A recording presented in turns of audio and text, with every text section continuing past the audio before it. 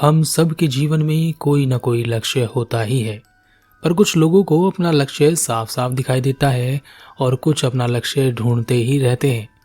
लक्ष्य ढूंढते ढूंढते उनकी आधी जिंदगी निकल जाती है, पर उन्हें यह समझ नहीं आता कि उन्हें करना क्या है। और कुछ लोगों को अपना लक्ष्य बचपन में ही दिखाई दे जाता है, या कहें कि उन्हें बचपन में ही लक्ष्य दे दिया जाता है कि उन्हें अपने जीवन में यह बनकर निकलना है। और यह लक्ष्य भी उनका अपना खुद का नहीं होता, बल्कि परिवार, माता पिता, समाज द्वारा उन्हें दे दिया जाता है। और कुछ लोगों को तो यही पता नहीं चलता कि वे जिंदगी में क्या करने आए हैं। अपने जीवन का मकसद ढूंढते ढूंढते उनका पूरा जीवन निकल जाता है। क्या वास्तव में आपके जीवन का मकसद आपको पता है? क्या यह अच्छी नौकरी पाना है, अच्छा बिजनेस करना है, या शादी करके वंश को बढ़ाना है, या लोगों से नफरत करना, या उनसे प्रेम करना, दान देना या धोखा देना? इस दुनिया में जितना भी हो सकता है, आप जहां तक भी सोचेंगे, हर बार आपको निराशा ही मिलेगी और आपको ऐसा लगेगा कि जीवन का मकसद यह नहीं है। क्योंकि आप अपने जीवन में जितने भी लक्ष्य बनाते हैं और उन्हें पूरा करते हैं, हर बार उन्हें पूरा करने के बाद आपको नए लक्ष्य की जरूरत पड़ती ही है। क्योंकि यह सब जीवन के लक्ष्य नहीं है, ना ही जीवन के मकसद है। यह सब कुछ तो बस जीवन को सरलता से जीने के लिए, इस समाज को चलाने के लिए, इस दुनिया में हर कोई अपनी जिम्मेदारी निभा रहा है। डॉक्टर बनना, वकील बनना, या कोई अधिकारी बनना, या कुछ और बिजनेस करना, यह सब इस समाज में अपनी जिम्मेदारियों को निभाने का एक तरीका है। यह सब कभी भी आपके जीवन के लक्ष्य नहीं हो सकते, नहीं है। तब मकसद क्या है आपके जन्म लेने का? इस दुनिया में हर चीज रिपीट हो रही है। पुराने से पुराना इतिहास और वर्तमान के इतिहास में कोई ज्यादा बड़ा अंतर नहीं है। लोग एक ही तरीके से जी रहे हैं, एक ही तरह का उनका व्यवहार रहा है। वह पहले भी लड़ते थे, वह आज भी लड़ते हैं। वह पहले भी परेशान थे और आज भी परेशान हैं। उन्होंने पहले भी इस दुनिया में अपना वजूद बनाने के लिए कई तरह के कार्य किए, और आज के लोग भी अपना वजूद बनाने के लिए इस दुनिया में कई तरह के कार्यों में व्यस्त हैं। परंतु जैसे आप पुरानी दुनिया से किसी को नहीं जानते और ना ही पहचानते हैं, लोग जैसे आए वैसे ही गायब हो गए, वैसे ही आपकी इतनी ज्यादा जद्दोजहद, इतना सारा क्रोध, पागलपन, सब कुछ ऐसे ही रह जाएगा। आप भी एक दिन गायब हो जाओगे, जैसे आपके पूर्वज हो गए। आप अपने पूर्वजों को किस पीढ़ी तक जानते हैं? एक दो पीढ़ी, उसके बाद उनके नाम, और उसके बाद सब कुछ ब्लैक हो जाता है, ब्लैंक हो जाता है। यह जो आप सब कर रहे हो, यह कोई नया नहीं है।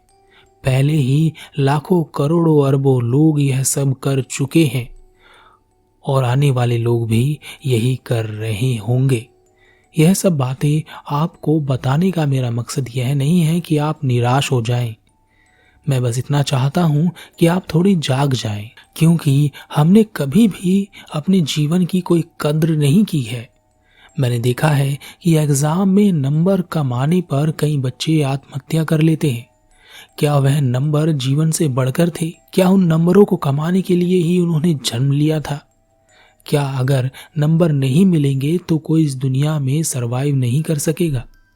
कुछ पति पत्नी लड़ते जा रहे हैं, वर्षों तक कोर्ट में केस लड़ते रहते हैं, और ऐसे ही लड़ते हैं जैसे मानो हजारों साल की जिंदगी उनकी बची हुई है। और शायद धरती पर जन्म लेने का उनका एक बहुत बड़ा मकसद यही था कि वह एक दूसरे पर इल्जाम लगा सकें, एक दूसरे से लड़ सकें, कोर्ट में केस लड़ सकें और अपना समय वहां पर बर्बाद करें। ऐसे ही बहुत सारे लोगों को दूसरे लोगों को सताने में बहुत आनंद मिलता है। वह बहुत आनंद लेते हैं इस चीज में। उन्हें मजा आता है जब वह किसी को दबाते हैं, उसे धमकाते हैं, उसे डराते हैं। कब तक डराओगे? तुमसे बड़े बड़े लोग पड़े हैं, और तुमसे बड़े लोग आए जिन्होंने यह सोचा था कि हम डरा धमकाकर सबको अपने काबू में कर लेंगे। पर क्या हुआ? कहाँ हैं सब?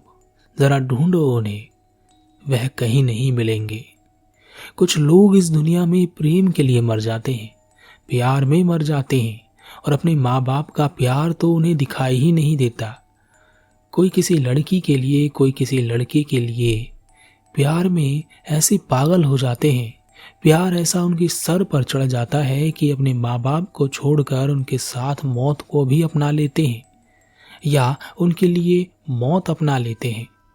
बस यही करने आए थे। असली प्यार तो कभी सीखा ही नहीं उन्होंने, कभी जाना ही नहीं, कभी हुआ ही नहीं उन्हें। क्या इतना कीमती जीवन आपको केवल यही करने के लिए मिला था? कभी सोचो इस बारे में। कुछ लोग तो दौलत के पीछे ऐसे भागते हैं कि कुछ भी करके, साम दाम दंड भेद षड्यंत्र पड़यंत्र जो भी हो, बस दौलत इकट्ठी होती रहे। सोना चांदी कागज के टुकड़े हीरे जवाहरात भर भर कर बस जमा होते जाएं। यहाँ तक कि बीमारी में, अस्पताल में, मरते समय भी बस दौलत इकट्ठी होती रहे। और वह भूल जाते हैं कि उनसे पहले बहुत सारे लोगों ने बहुत धन इकट्ठा किया, बहुत दौलत इकट्ठी की। अब ना वह लोग हैं और ना उनकी दौलत, और उनकी दौलत भी अब कोई और ही इस्तेमाल कर रहा है। क्या उन्होंने जन्म सिर्फ इसलिए ही लिया था कि वह धरती पर धरती की ही चीजों को इकट्ठा करते रहें? और होता क्या है, सारी चीज तो यही इस धरती की ही तो है। और आप अपने साथ यहां से क्या ले जाएंगे? कौन क्या ले जा सका है? बुद्ध कहते हैं कि अधिक धन इकट्ठा करना दुख का कारण बनता है। तब कुछ लोग समझ लेते हैं कि बुद्ध कहते हैं कि धन इकट्ठा नहीं करना चाहिए, पर ऐसा नहीं है। बुद्ध कभी नहीं कहते कि धन इकट्ठा मत करो। बुद्ध कहते हैं कि आपको इतना सबल और मजबूत होना चाहिए कि आप अधिक से अधिक लोगों की मदद कर सकें। इसके लिए धन होना आवश्यक है, परंतु जीवन का मकसद केवल धन कमाना ही हो और उस धन से किसी की मदद ना हो सकती हो, या वह धन खुद आपके जीवन में खुशियां ना ला सकता हो और उसके कारण आप दुखी रहते हो, तो उस धन का कोई फायदा नहीं है। वह आपके शत्रु के समान है। आपने देखा, बहुत सारे लोगों के दुख का कारण उनका धन ही होता है। उनकी चिंता उनका धन ही होता है। उनकी सारी परेशानियां उनकी धन दौलत के चारों ओर घूमती रहती हैं। इसलिए धन तो जरूर कमाओ, पर उतना ही जितना आपको खुशी दे सके, जिससे आप लोगों को खुश कर सकें, सुख दे सकें। कुछ समय तो अपने लिए भी निकालना चाहिए। सब कुछ धन कमाने के लिए दे दोगे तो आखिर में सारी दौलत देकर भी एक सांस भी नहीं खरीद सकोगे। मैं देखता हूं कि कुछ लोग बहुत दुख में और तकलीफ में हैं, जैसे कि अभी कुछ नहीं हुआ तो फिर कभी कुछ होगा ही नहीं। तुम्हें याद है वह पल तुम्हारी बीती हुई जिंदगी का, जब तुम बहुत दुख और तकलीफ में थे और तुम सोच रहे थे कि अब नहीं हुआ तो फिर कुछ नहीं होगा, बस यहां से निकल जाओ। तुम सोच रहे थे कि अब जिंदगी बोझ बन गई है और अब और जिया नहीं जा सकता, लेकिन तुम वहां से भी निकल आए थे और अब यहां से भी निकल जाओगे। समय वह मरहम है जो कभी भी हमें एक स्थिति में नहीं रखता, चाहे वह सुख हो या दुख। वह आपको हमेशा नई नई परिस्थितियां देता रहता है। इसलिए कहते हैं कि हिम्मत मत हार, यह समय भी निकल जाएगा और निकल ही जाता है। परंतु सवाल यह है कि क्या आपके जीवन का मकसद, आपके जन्म लेने का मकसद यही है कि आप दुखी और परेशान हो? आप इतने चिंतित और दुखी क्यों हैं?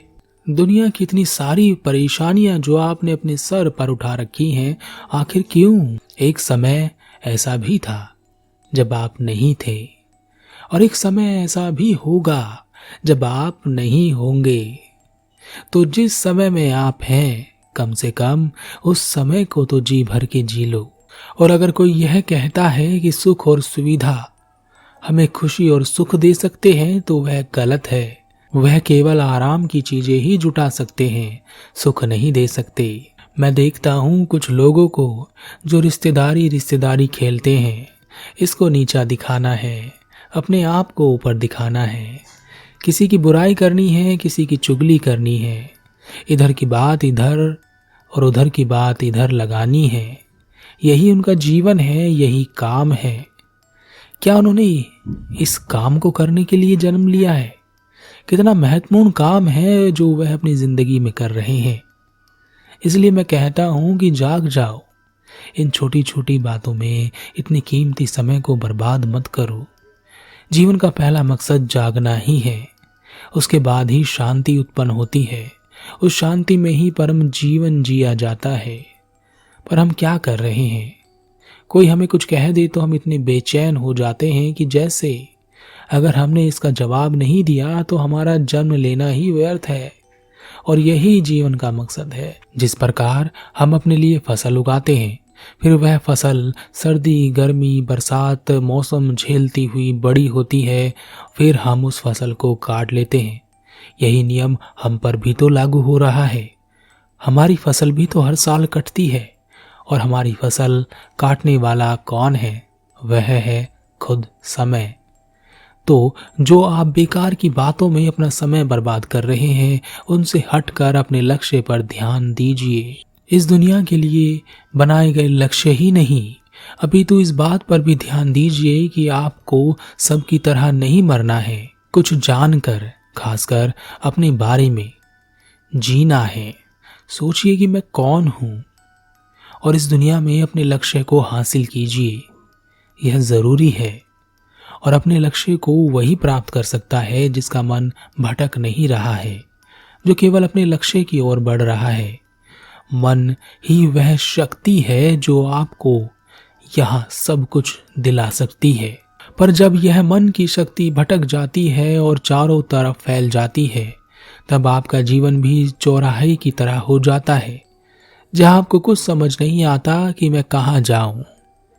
उस शक्ति को एकत्रित कीजिए, विचारों को कम कीजिए और एक लक्ष्य, एक दिशा में बढ़िए। तब जो आपको चाहिए वह आपको मिलकर ही रहेगा। यहाँ इस दुनिया की कोई चीज हो, या परमात्मा, या खुद परम शक्ति, या आप खुद हो, सब आपको मिलेगा।